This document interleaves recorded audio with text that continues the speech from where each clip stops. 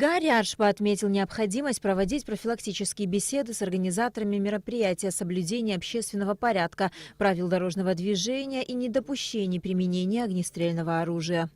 В целях предупреждения правонарушений как административного, так и уголовного характера всем начальникам ГО и органов необходимо будет силовому блоку ОВД в дополнение к проведению плановых и рейдовых профилактических мероприятий усилить данный режим во время проведения таких праздничных мероприятий, в частности, свадебных торжеств.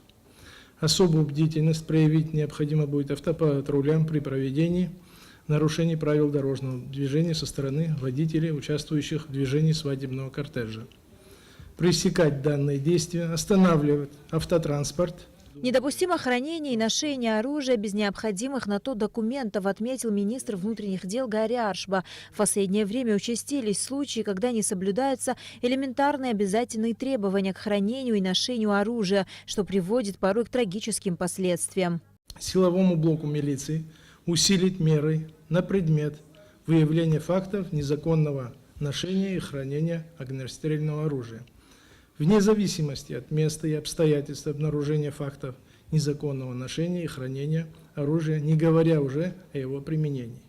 Основное предназначение правоохранительных структур – это профилактика правонарушений, предупреждение преступлений. При выявлении противоправных действий у представителей правоохранительных органов есть все законные основания для привлечения нарушителя к ответственности. На Алакове Сергей Демьянов, Абхазское телевидение.